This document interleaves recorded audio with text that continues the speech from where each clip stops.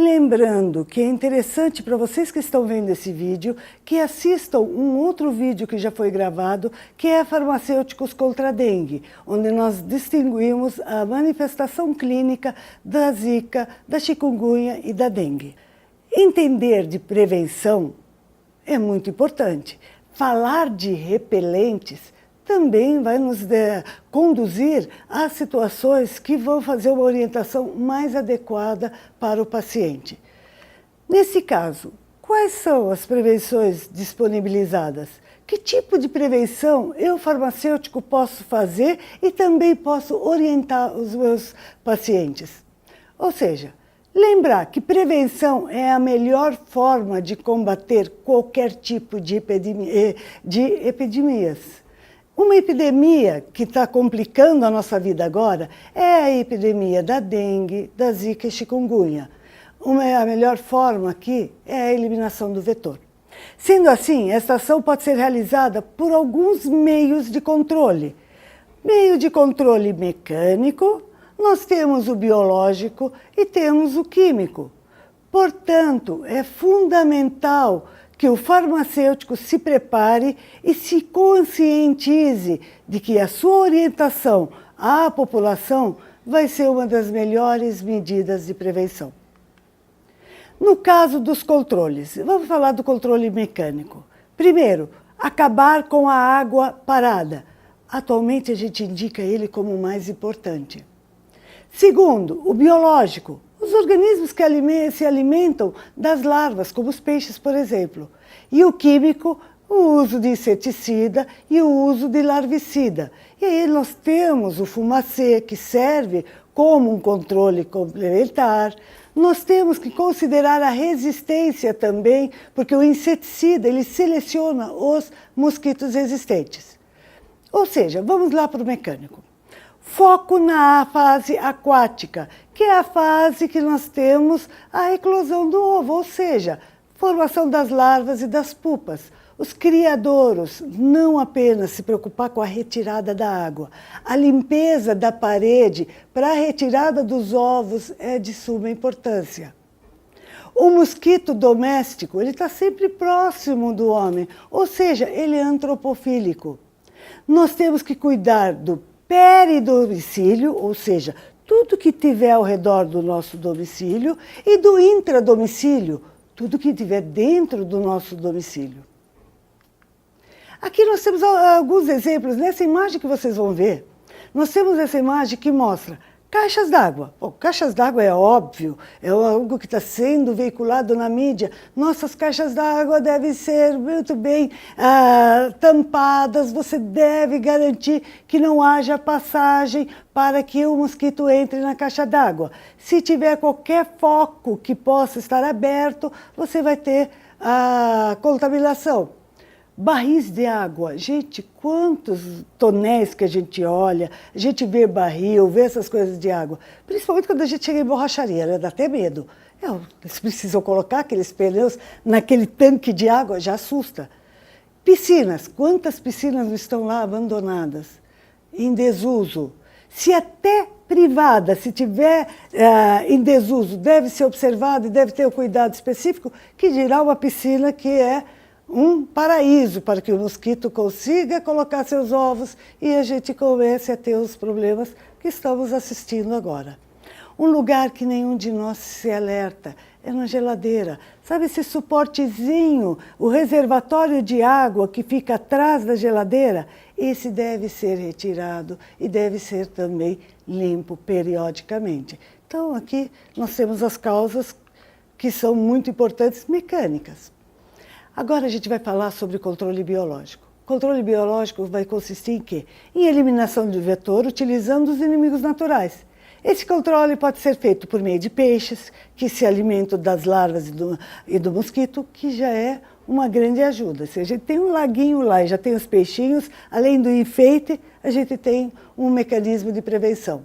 Além disso, podem ser utilizados produtos biológicos que são constituídos por micro-organismos viáveis, utilizados para o tratamento de sistemas sépticos e tubulações sanitárias de esgoto e até mesmo para outros locais, sempre com finalidade indicada, degradar matéria orgânica e reduzir odores. Então já é um controle existente, não é nenhuma nova invenção e deve ser utilizado. Nesse controle biológico também, nós estamos tendo uma alternativa interessante. Na Austrália, uma equipe multidisciplinar envolvendo vários países, e entre eles a Fiocruz do Brasil também está inserida, nós temos o projeto que usa a bactéria Wolbachia, que é a mosca das frutas. Quando inserida no vetor, a prole já nasce infectada. A gente sabe que o mosquito dura 30 dias. Com essa inserção no vetor dessa bactéria Wolbachia, o que se garante é que viva 15 dias, ou seja, metade de mosquitos vão estar disponíveis. E com isso a gente vai reduzir essa infestação. Porém, a gente fala que nisso foi uma sorte da ciência, ou seja, mirou em um, acertou em dois. Essa bactéria bloqueia a transmissão dos vírus em 100%, ou seja, ela é extremamente efetiva. E no controle químico, o que a gente pode abordar? Consiste na utilização de substâncias orgânicas ou inorgânicas, podem ser de origem natural, podem ser sintéticas. Nessa categoria nós temos aqui inseticidas, que têm como finalidade matar os insetos, são substâncias específicas para matar os insetos. Outra forma de controle química são os repelentes, que nós vamos abordar daqui a pouquinho mais especificamente, porque eles têm uma importância focada e têm uma complexidade maior. Então vamos falar um pouquinho desses repelentes. Os repelentes, eles são corporais, podem ser utilizados para manter o mosquito afastado das pessoas por um tempo limitado. Gente, isso é importante que vocês gravem. Não existe repelente ad eterno. O repelente ele tem o seu tempo limitado.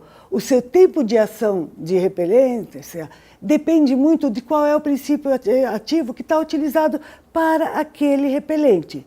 Lembrar que o tipo de pele influencia na ação do repelente, a transpiração da pessoa influencia no repelente, a temperatura onde a pessoa está no ambiente vai influenciar a umidade do local. Ou seja, eu tenho um repelente que lá a indústria deixou claro no rótulo que dura de 4 a 6 horas. Vai durar de 4 a 6 horas se tiver nas condições adequadas. Se de repente eu começar a ter uma transpiração exacerbada, vai diminuir o efeito. Se a temperatura estiver muito elevada, vai diminuir o efeito. A umidade também diminui o efeito. Então, nós temos que ter uma boa noção de que o repelente adequado, ele deve ser muito bem observado de acordo com a faixa etária. Nós temos os repelentes tópicos. Aí um alerta que eu dou para vocês. Crianças até 6 meses não devem utilizar repelentes. Isso é uma recomendação importante.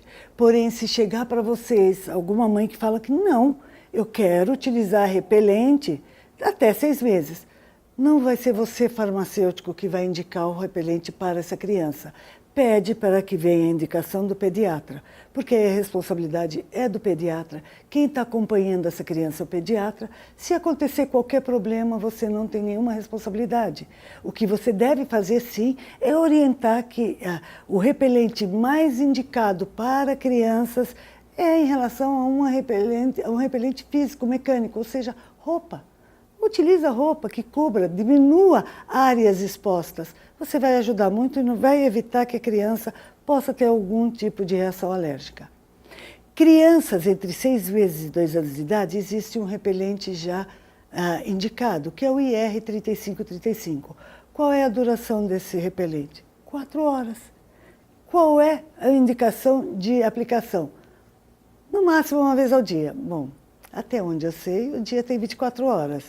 Se ele dura 4 horas, eu vou ter que saber muito bem qual é o horário que eu vou utilizar esse repelente para essa criança. Porque eu não vou poder repetir as 6 vezes das 24 horas, porque ele só é indicado para crianças de 6 meses até 2 anos, uma vez ao dia. Então a gente sabe qual é o comportamento do Aedes, a não ser que ele mude, que pode mudar, porque eles são tão adaptativos que eles podem até se adaptarem e mudarem. A gente sabe que são as primeiras horas da manhã e no finalzinho da tarde. No decorrer do dia não é o comum que ele esteja presente e à noite também não. Então, por isso, dá para entender como a gente vai orientar essa criança. Vamos ver qual é os hábitos para orientar a mãe como fazer o uso desse repelente. Agora, para crianças entre 2 e 7 anos de idade, temos mais repelentes disponíveis? Sim. Temos o IR3535, a duração dele também é de 4 horas, conforme visto anteriormente, porém, nesse caso, a gente pode aplicar até 2 vezes ao dia.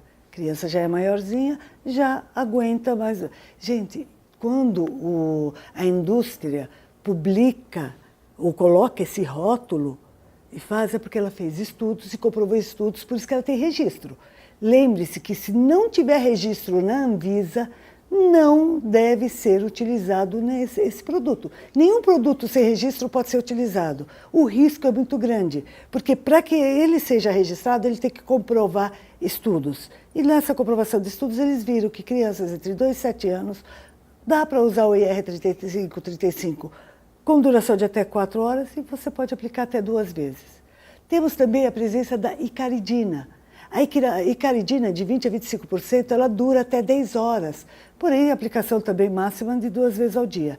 Lembrar que vai durar 10 horas de acordo com as condições de onde eu estou. Lembrando que umidade, água, suor, transpiração, muito calor podem interferir na duração desse meu repelente. Temos também um outro princípio ativo, que é o DET infantil. Duração de 4 a 6 horas, também nesse caso, aplicação máxima, 2 vezes ao dia. E crianças a partir de 7 anos de idade, aí a gente já tem uma tranquilidade um pouquinho maior. Volto a colocar a icaridina, duração de até 10 horas, pode até aplicar 3 vezes ao dia. A reaplicação ela é importante dependendo das condições e o local que eu estou. DET infantil de 6 a 9%, duração 4 a 6 horas, porém para criança a partir de 7 anos pode aplicar até 3 vezes ao dia. O IR3535, que dura até 4 horas, pode também ser aplicado no máximo 3 vezes ao dia para crianças acima de 7 anos de idade. E adultos e gestantes? Bom, temos um capítulo à parte aqui. Adulto, icaridina, duração de até 10 horas, podendo aplicar 3 vezes ao dia. DET, 10 a 15%, de 6 a 8 horas, também podendo aplicar até 3 vezes ao dia. Gente, a diferença que está em relação a idades é a quantidade de vezes que a gente reaplica. Gestante deve utilizar o repelente? Sim. Claro que quando a gente está numa fase da gestação, o medo fica muito grande de que possa gerar algum risco para o feto. Só que o que o Ministério da Saúde preconiza? Que a gestante utilize repelentes tópicos. Claro que quanto menos necessidade de produtos químicos, melhor. Se a gestante puder utilizar roupas que consigam deixar menos áreas expostas, é o ideal. Claro que dependendo do local que a gente está, o calor é muito intenso, nem sempre a pessoa consegue fazer isso. Os repelentes tópicos, eles são compostos que estão disponíveis no Brasil. Esses que nós citamos, na verdade, são compostos citados, com estudos comprovados, e estão disponíveis no Brasil. DET, icaridina e IR3535. Esses têm registro. É importante orientar a população a não aplicar esse repelente mais que 3 vezes ao dia para evitar a intoxicação. Porque a gente fala, olha, fala da intoxicação. Porque às vezes as pessoas têm um comportamento diferenciado. Tem pessoas que são muito influenciáveis, são muito sugestionáveis. Ouvem que tem determinado sintoma para uma doença, começam a manifestar esses sintomas. Ouve que aquele produto ele é bom para evitar, começa a usar exageradamente. Então, por isso que a orientação ela é importante. Os repelentes não devem ser aplicados em áreas próximas aos olhos, no nariz, porque o risco de inalar é muito grande, e principalmente na boca. Essas regiões muito próximas, a aplicação deve ser mais cuidadosa. Por isso que existe a orientação de não deixar uma criança fazer a aplicação de repelente nela mesma. Essa autoaplicação da criança pode gerar riscos dela acabar inalando ou na boca ou chegando até mesmo aos olhos. O paciente deve ser orientado também a lavar as mãos após a aplicação. Uma outra orientação que é interessante é falar para que a pessoa não durma com repelente, que a gente fica traumatizado, né? Com esses tantos problemas causados pela dengue, pela chikungunya, pela zika, mídias falando a toda hora, as pessoas ficam preocupadas. Não é aconselhável que a pessoa durma com esses repelentes. Crianças menores de 6 meses não devem utilizar repelentes por conta da pele ser muito delicada e as substâncias poderem gerar algum tipo de reação alérgica. Porém, é o que eu falei anteriormente. Se a mãe insistir, o pediatra deve fazer a indicação e aí a gente orienta de acordo com o que o pediatra quer. Aqui é um quadro que é importante. Vocês vão verificar nesse quadro as características dos repelentes. Ou seja, eu tenho o princípio ativo, eu tenho qual é o produto disponível no mercado, qual é a sua apresentação, qual é a sua concentração, qual é a idade permitida e, principalmente, qual é o tempo de ação. Ou seja, se você tiver qualquer dúvida em como orientar, é interessante que você tenha essa tabelinha do seu lado. Ela vai facilitar a sua vida e vai facilitar, inclusive, o entendimento do paciente que ele vai estar vendo lá ao vivo. Ou seja, quando ele pega isso fisicamente, fica mais fácil. Eu tenho os princípios ativos. O DET. Nós temos vários produtos. Altan, Off Kids, Super Repelex Kids, ou seja, temos eles, temos apresentação em aerossol, loção, spray, nós temos apresentações em gel, concentrações diferenciadas e qual é a idade permitida e qual é o tempo de ação. Melhor do que isso, impossível. A gente está aqui quase que com um mapazinho, ou seja, a gente fala um algoritmozinho. Eu vou usar o Altan. Qual é a apresentação desse Altan? Aerossol, loção, spray. Qual é a concentração que ele tem? De 6 a 9%. Qual é a idade permitida? Já vejam lá, acima de 2 anos. Só que olha o que chama atenção, tempo de ação 2 horas. O Off tem loção, tem spray, acima de 2 anos. Tempo de ação, 2 horas. O Off Kids, acima de 2 anos, 2 horas. Bom, tem diferença entre um e outro? Certamente tem. Porque se eles estão dando essas indicações é porque tem. A icaridina, que tem o Exposes, que também ficou assim, algo que as pessoas começaram a ter loucura atrás desse repelente que tem a icaridina por conta do tempo, da duração de 10 horas. Só que nós temos que prestar atenção. Lembrar que a duração de cada um desses repelentes vai depender das condições em que esse paciente estiver. Só que aqui a gente tem o DET, icaridina e o ER3535, que a gente falou anteriormente. Aparece mais um, o óleo de citronela, que também é o citromin, está na apresentação de spray, tem a sua concentração e tem a idade permitida. Só que o tempo de ação é muito pequeno. Aqui nós vemos que pelos estudos eles confirmaram 2 horas. Só que existem muitos estudos questionando, porque esses repelentes, desculpa, já ia para os medicamentos, esses repelentes, eles são muito voláteis. E a volatilidade diminui muito mais o tempo de ação.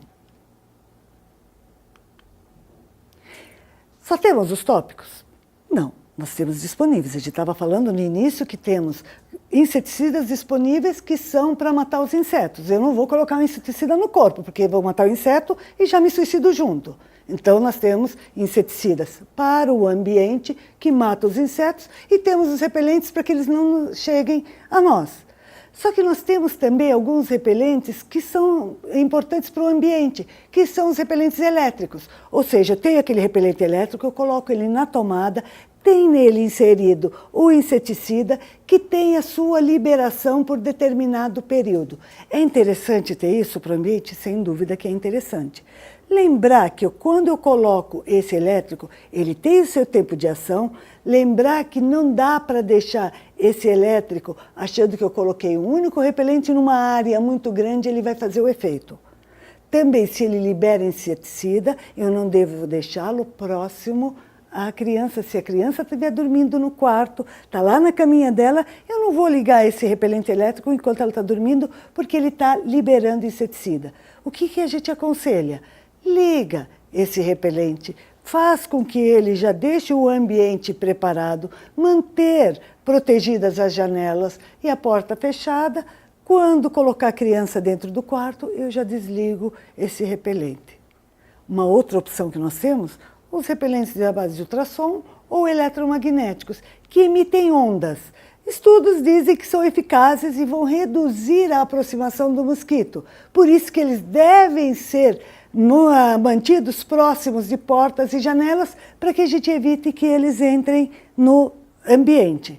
Porém, também existem alguns estudos que questionam. Bom, como em todas as áreas científicas, a gente vê que existem questionamentos. Mas existe comprovação de utilidade? Vamos usá-lo no ambiente. Os repelentes que liberam inseticida devem ser evitados nos quartos das crianças enquanto elas estiverem dormindo. Repelentes que emitem ondas de ultrassom, eletromagnéticos, sempre em ambientes fechados, e muitas vezes são necessários vários aparelhos, porque vai depender, claro, do tamanho do cômodo que eu estou colocando. Se for um ambiente muito grande, claro que um só não vai fazer efeito. E a opção para prevenção aos bebês, que essa é uma grande preocupação. Mosquiteiro, gente. Da minha época, mosquiteiro era uma coisa modernosa. A gente até sonhava com qual mosquiteiro a gente ia comprar no enxoval do nosso bebê. Atualmente, a gente tem visto que isso caiu meio de moda.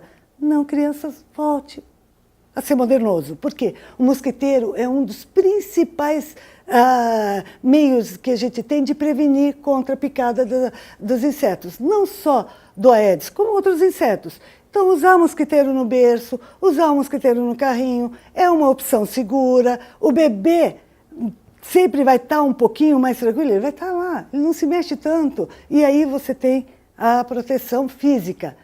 Sempre, antes da gente também achar que já garantiu tudo, verificar se não tem mosquito sob o véu, porque é grande coisa também, né? A gente coloca o mosquiteiro e já deixa o inseto fazer a festa. Não, vamos dar uma observada e deixa o véu. Lavar o mosquiteiro com frequência é imprescindível. Porém, como nós estamos numa época de tecnologia sempre avançando cada vez mais, já existem mosquiteiros que são tratados com inseticida, que são, inclusive, recomendados pela Organização Mundial de Saúde. E esses mosquiteiros não só para bebê, para adultos. De repente você está indo numa área, numa região onde a gente sabe que existem muitos insetos. É interessante mesmo que a gente faça essa proteção mecânica ou física. No combate a doenças transmitidas por mosquitos, como malária, por exemplo, onde a gente sabe que existe essa infestação, esses mosquiteiros são de grande utilidade. Esse tipo de mosquiteiro com tratamento de inseticida ainda é um pouco difícil de encontrar. Está ficando cada vez mais fácil, porém não está assim, a qualquer lugar que eu vou encontro.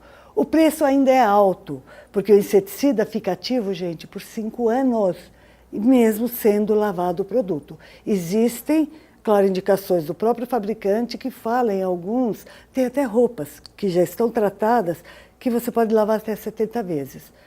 Bom, não sei se com 70 lavadas a roupa resiste, mas eles falaram que o inseticida resiste, então pode ser uma boa opção.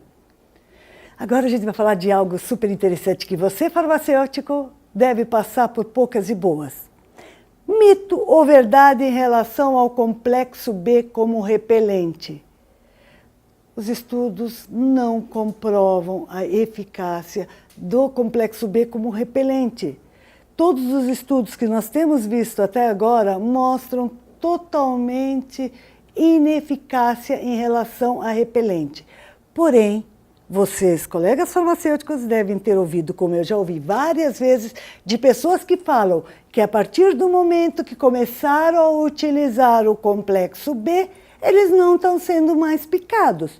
Só que comprovação científica nós não temos. Então você vai chegar para a pessoa e falar, então para com o complexo B, que ele não resolve. Não, deixa, a pessoa está querendo tomar o complexo B, deixa, é uma vitamina hidrossolúvel. Se a pessoa não estiver fazendo uso abusivo, pode estar tomando. vai estar melhorando a resposta do organismo dessa pessoa. Ela já tem uma melhora nas condições orgânicas, provavelmente, e outra. Ela deve estar se sentindo protegida, vamos manter. E é mais, aconselho que essa pessoa utilize repelente, até que tenhamos alguma constatação científica que nos fale, realmente é verdade. Até agora, infelizmente, não temos. Eu conheço alguns colegas farmacêuticos que têm acompanhado e no dia a dia eles veem que isso acontece. As pessoas manifestam uma melhor resistência em relação à picada. Tem pessoas que falam, olha, eu fui para determinado lugar, todos que estavam comigo, todos, foram picados, só eu que não. Falei, sortudo, né? Porque tem gente que começa a falar, olha, eu sempre fui picada e de repente eu fico um tempão, até pus começa a juntar onde fica, eu sou picada e de repente depois da vitamina B não está acontecendo isso. Ótimo, sinal de que você está melhorando a sua resposta imunológica. Considerando talvez essa melhora da resposta imunológica, a gente pode deixar que a pessoa fique tranquila com o uso do complexo B. Não estimular dizendo que, olha, realmente ele é bom. Não temos estudos científicos comprovando. Mas também não vamos lá começar a detonar a vitamina B. Deixa a pessoa fazer a opção, mas orienta que deve se proteger. E quando falamos de plantas medicinais e fitoterápicos? Bom, primeiro, nós somos farmacêuticos. Nós tivemos uma matriz curricular extremamente pesada para que a gente tenha conhecimento de vários produtos que podem interferir ou não na melhora da resposta terapêutica.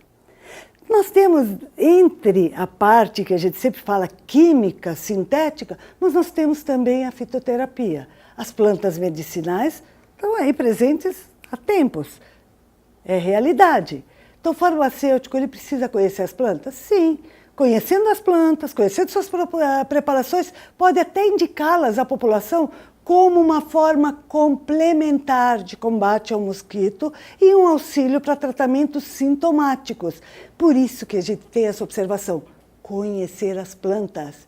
Lembrar que não é o fato de ser natural, não faz mal. Isso a gente já sabe que foi por água abaixo há muito tempo. O natural pode fazer bem e pode fazer mal, dependendo da condição de cada paciente e dependendo de como ele é preparado.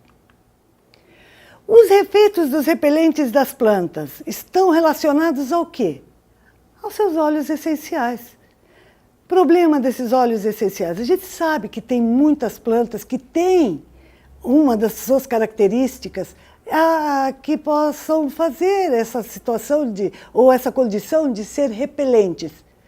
Por conta de seus óleos essenciais, sim. Só que uma das situações que a gente fala que é um dos nossos obstáculos, eles são muito voláteis, eles se dissipam. O aroma no ambiente, que normalmente é forte e desagradável aos insetos, que mantém eles afastados, ele é muito volátil, ele fica pouco tempo no ambiente. Por isso que não garante essa eficiência para repelir esses insetos.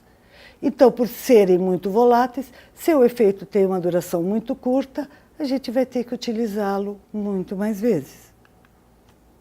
A ação desses repelentes no ambiente, eles acabam se restringindo a um raio muito pequeno, ou seja, existe essa restrição? Sim, quando a gente fala que no ambiente se restringe ao raio pequeno, significa que a área que vai ser protegida ela é pouca, a probabilidade que eu precise utilizar muito, e muitas vezes a gente sabe, embora seja muito volátil, gente, pela própria volatilidade, o odor fica muito forte. Cabendo ressaltar que os repelentes que não possuem nenhuma comprovação de eficácia, eles não vão ser aprovados pela Anvisa, portanto, eles não vão ter registro. Por isso que eu falo que qual é o segredo de eu saber se eu estou usando algo efetivo? É saber se ele é registrado ou não. Nas formulações tópicas desses naturais, recomenda-se a aplicação a cada hora, então você vê que é uma frequência maior, para ter uma garantia dessa ação de repelente por conta dessa volatilidade. Existem alguns que já têm registro, que são opções de repelentes. Repelentes naturais como pulseira com citronela. Qual é a indicação dela? É em ambientes como praia, piscina ou quando eu estou fazendo algum tipo de esporte ao ar livre. Qual é o mecanismo que ela repele os insetos? Primeiro, lembrar que ela foi aprovada pela Anvisa. A pulseira ela é emborrachada e é vendida em cores diferentes. E na constituição dela, 10% de óleo de citronela. Mas por que eu tenho que saber disso? Bom, emborrachada e cor. O fabricante não informou seu raio de ação, mas recomenda que em locais de grande infestação ela seja usada simultaneamente no braço e no tornozelo. Indica que ela é à prova d'água, porém também não é indicada para crianças. E aí, nesse caso, que a gente fala das pulseiras com citronela, menores de 3 anos. Então vamos ver agora o porquê que eu estou querendo que vocês observem essa constituição dela de borracha e ser colorida. Voltando só um pouquinho, a borracha ela pode gerar algum tipo de alergia. Tem pessoas que quando colocam essa pulseira, depois de algumas horas, elas começam a apresentar vermelhidão, começam a apresentar como se tivesse sido queimada. Tem pessoas que também apresentam alergias aos corantes que tem nessas pulseiras. Por isso que é importante ver. Tem gente que já sabe, qualquer coisa diferente já leva a algum tipo de reação alérgica. Por isso que é importante também perguntarmos, quando a pessoa vai utilizar esse repelente, se ela já não tem algum quadro, algum histórico de alergias. Temos um adesivo à base de citronela também. Ele é indicado para quem vai pescar, acampar ou trabalhar no ar. Ou seja, ao invés de eu ter essa pulseira no braço ou no tornozelo, eu tenho também como colar um adesivo. O adesivo tem um tamanho de 4 centímetros quadrados. Nesse adesivo, ele tem as microcápsulas de citronela que vão fazendo essa liberação. O comprimido é colocado à pele, ele exala a essência e com isso espera-se que espante o mosquito. Ele é desenvolvido por uma empresa italiana e o produto também é aprovado no Brasil pela Anvisa, foi aprovado nos Estados Unidos pela FDA. Então, é outra opção. Segundo o fabricante, pode ser aplicado tanto na pele quanto em superfícies como tecidos e berços. O raio que ele indica é de ação de 1 metro. Os adultos podendo usar até 2 adesivos simultaneamente, a mesma coisa que falaram em relação à pulseira, tanto no braço quanto na perna. Duração da proteção dos adesivos é de 6 a 8 horas. O que nos chama a atenção aqui, gente, vocês perceberam que sempre que eles recomendam, eles falam braço e perna? Lembrar que são os locais que o mosquito tem também maior afinidade. Ele gosta mesmo de picar tanto os braços quanto as pernas. O que dizem os especialistas sobre isso? É claro que toda vez que aparece algum produto, nós temos os estudos. Existem os produtos, todos os produtos que existem, eles passam por pesquisa, certo? Nós temos pesquisas fase 1, 2, 3, 4, quando se trata de medicamentos. Na fase 4, que já passou por trocentas mil pesquisas, ele já está no mercado.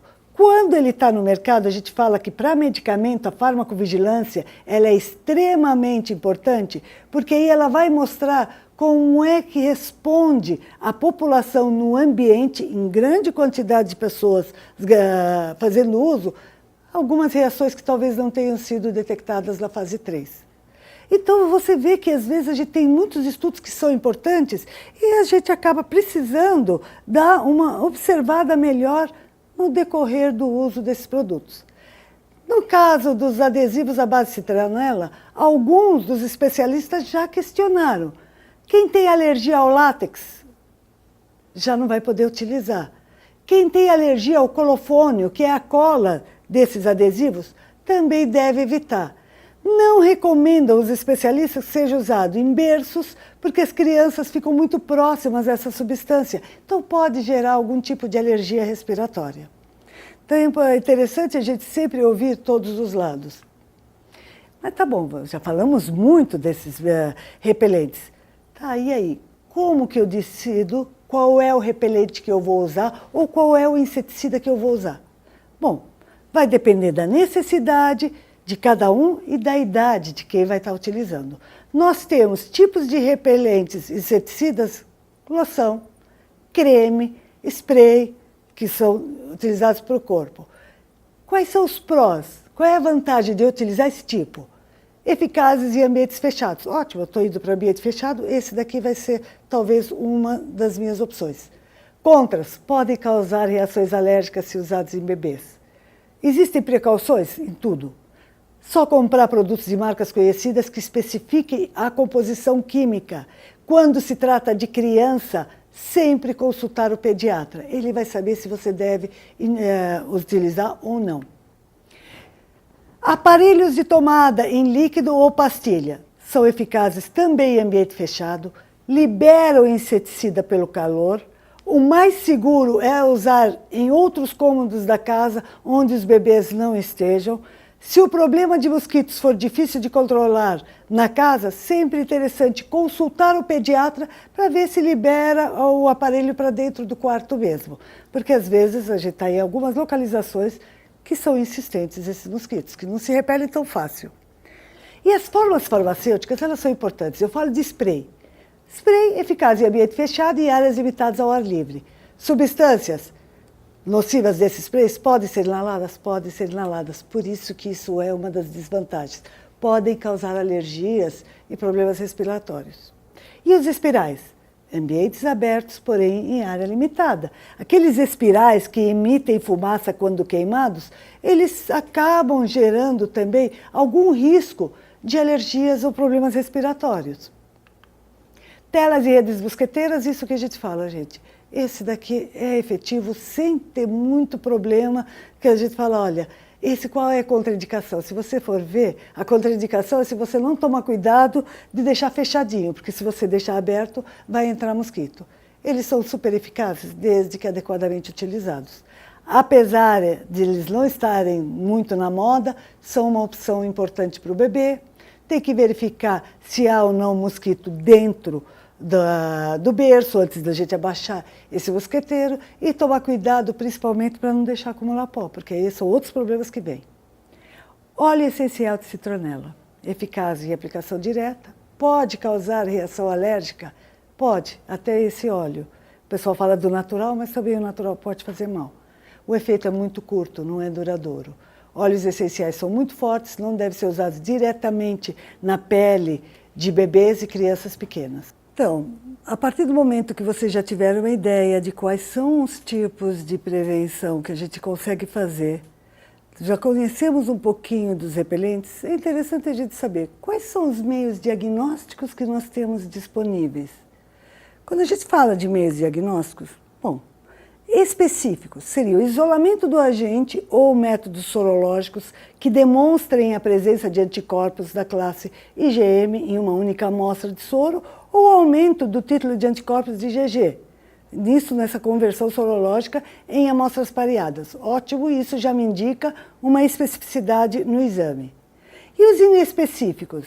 Aí entra um exame super tranquilo de ver. Um hemograma, onde vai me indicar um hematócrito, e um plaquetograma. Ou seja, no hemograma eu já vejo como está meu hematócrito e como estão as minhas plaquetas. São os mais importantes para o diagnóstico e acompanhamento dos pacientes que apresentem manifestações hemorrágicas e principalmente para aqueles pacientes que se encontram em situações especiais. Gestante, idoso acima de 65 anos, pessoas que já têm hipertensão arterial instalada, diabetes, asma brônquica, doença hematológica ou uma doença renal crônica, doença severa do sistema cardiovascular, doença ácido péptica ou então doenças autoimunes. Ou seja, é um exame inespecífico, só que ele é de suma importância nessas condições especiais. Quando eu pego um hemograma e olho o hematócrito e olho o número de plaquetas, já vai me dar um indicativo de que se alguma coisa está errada. Se for um paciente que se encontra nessas condições aqui, também eu já vou ficar assim, olha. Então, encaminhar para um serviço médico é importantíssimo. E aí vem, claro, qual é a nossa maior ansiedade?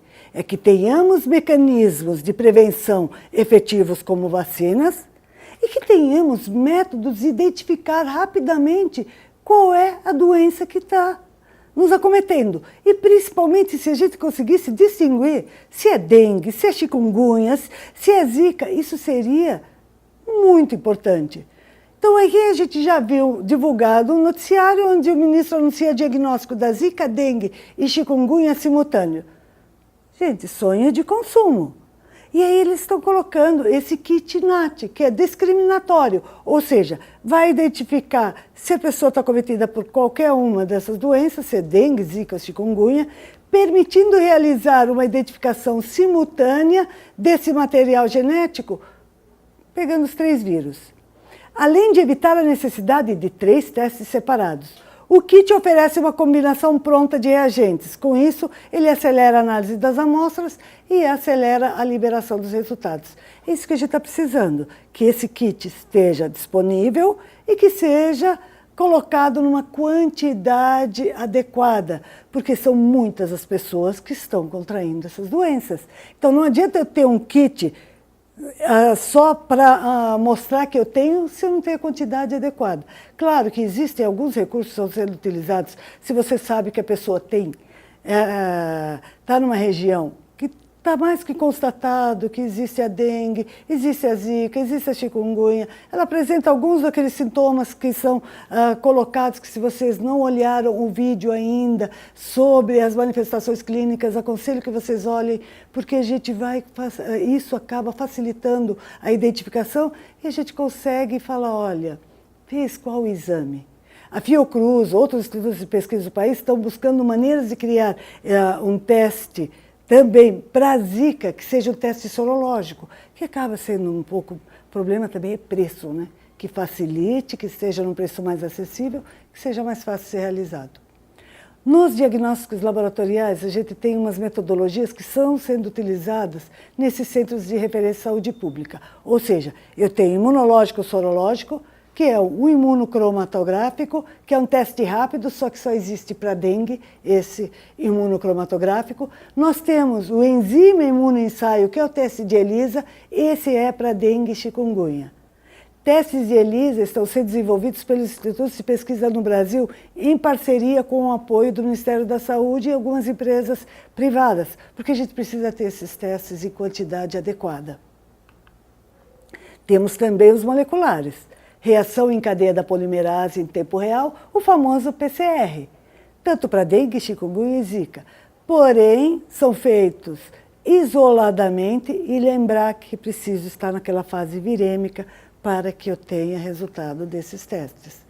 Esses testes moleculares são encaminhados e feitos em centros de referência à saúde pública. Quais são os centros? Adolfo Lutz em São Paulo, o Instituto Evandro Chagas no Pará e a Fundação Oswaldo Cruz, ou seja, Fiocruz do Rio de Janeiro. Então são referências para nós. E nos tratamentos? E aí, o que a pessoa quer? A pessoa quer melhorar. Então, qual é o tratamento indicado? Bom, alívio dos sintomas. Então, o máximo que a gente consegue ver é alívio. O médico vai indicar, por exemplo, quando existe essa condição constatada, o que a gente tem? Aliviar dor e febre. Principalmente no caso da dengue, a febre ela é alta, ela incomoda muito. Só que lembrando sempre que a reidratação ela é de suma importância em qualquer situação, qualquer condição clínica, que dirá nessas condições. Então, reposição de líquidos perdidos é uma das estratégias. Manter-se em repouso. Bom, eu tenho certeza que se vocês conversarem com quem já teve dengue, manter-se em repouso não é nenhuma indicação, acaba sendo uma imposição. A pessoa nem consegue mesmo ter muita mobilidade. Existem algumas experiências de sucesso com o uso de homeopatia, porém, para fazer uma indicação de homeopatia, é indicado que a pessoa procure um farmacêutico homeopata. Ele é que tem conhecimento para fazer essas orientações. Não existe um tratamento específico para dengue. O tratamento é feito sempre sintomatologicamente, ou seja, eu quero aliviar os sintomas. Quando aparecem sintomas, é importante procurar um serviço de saúde próximo, é importante ingerir líquido, é importante fazer o repouso, importante principalmente é não tomar medicamento por conta própria. Porque o medicamento por conta própria pode fazer com que a pessoa tenha um prejuízo muito maior, que as pessoas nem têm a obrigação de saber Quem tem a obrigação de orientar somos nós qual é o medicamento que a pessoa pode ou não tomar. Temos o tratamento para chikungunya? Também não. Não existe vacina ou tratamento específico para chikungunya. Os sintomas também são tratados com medicação para febre. O mais indicado é o paracetamol, desde que seja na dose terapêutica.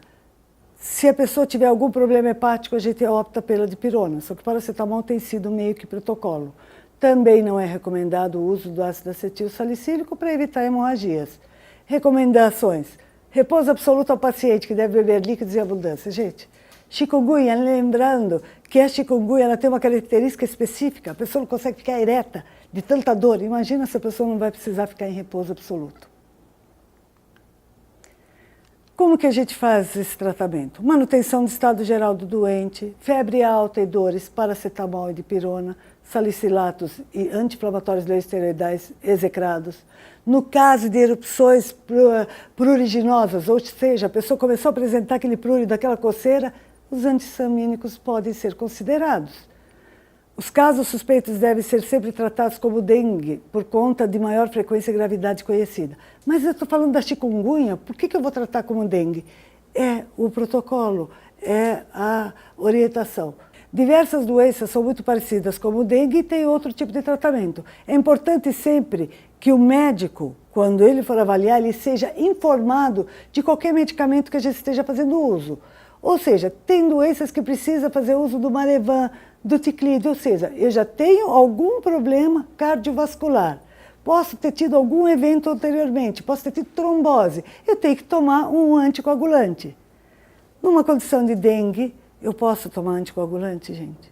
Eu já estou com risco de ter uma dengue hemorrágica. Se eu tomo um anticoagulante, eu aumento o risco de sangramentos. Os medicamentos não vão alterar a evolução da dengue, eles só vão servir para que a gente tenha uma diminuição desses sintomas tão indesejáveis, ou seja, melhora a dor e melhora a febre. Evitar medicamentos que contenham ácido acetil salicílico, que aí vão AS, aspirina, melhoral e outros trocentos medicamentos que contêm isso na sua composição. E eles podem aumentar o tempo de sangramento? Podem. Então é interessante que você cite o máximo de número de medicamentos para o seu paciente de que contenham esse ácido acetil salicílico. E quando eu falo dos anti-inflamatórios não esteroidais, a gente está falando aqui Voltaren e Profenida, que são muito conhecidos. Cataflam, muito conhecido. Ibuprofeno, muito conhecido. Também não devem ser utilizados como antitérmicos. Muitas vezes a pessoa fala, já está com febre, vou ter que utilizar esses daqui. O risco de efeitos colaterais é acentuado e pode apresentar também alguma hemorragia digestiva ou algum outro tipo de reação alérgica. E medicamentos que contêm dipirona, aí eu vou para o Novalgina, para o Dorflex, para o Anador, também devem ser evitados sem prescrição médica, porque tem pessoas que podem ter quedas abruptas de pressão. Ou às vezes também causam manchas na pele que acabam se confundindo com as manchas do dengue. E o paracetamol? Aí eu venho no Dorico, Tilenol, mais utilizados para tratar dor e febre no dengue. Deve ser tomado rigorosamente em doses e intervalos prescritos, porque a sobredose é que gera problema. Aqui só um alerta, não é medicamento. Porém, lembrar que a pessoa que já tenha constatado que tem a dengue hemorrágica, a gente está falando tanto em salicilato que ela não pode tomar nada que tenha salicilato, a gente tem que ter também uma atenção especial. Alguns alimentos contêm salicinas, alguns alimentos contêm ácido acetil salicílico. Exemplo de alimento: pimenta, pepino, berinjela, figo, uva, kiwi, pêssego, eles contêm ácido acetil salicílico. Então, portanto, nessa fase que eu tenho constatado que tenha a febre hemorrágica, esses alimentos podem ficar um pouco de lado. Lembrar que não existe nenhum tipo de medicamento que não cause nenhum risco, que o combate à dengue, à zika e à chikungunya depende do envolvimento de todos, em especial o envolvimento nosso, profissionais de saúde, Nós, farmacêuticos, onde nenhum paciente precisa marcar hora para falar conosco. Então, o que a gente faz? Aproveita essa oportunidade para que a gente passe todas as orientações o mais fácil possível de entendimento, ou seja, com uma comunicação adequada ao paciente. Lembrar que esse vídeo que você acabou de assistir fala sobre a prevenção, sobre os repelentes, sobre os tratamentos. Porém, nós temos um vídeo que fala sobre as manifestações clínicas. Não deixe de assistir esse vídeo. Você vai conseguir fazer uma compilada entre quais são as manifestações, qual é a etiologia dessas doenças, como pode acontecer, e você tem como aconselhar a prevenção e também como aconselhar os tratamentos. Obrigada pela atenção, eu espero que vocês utilizem muito bem essas informações, que vocês sejam multiplicadores. Até mais.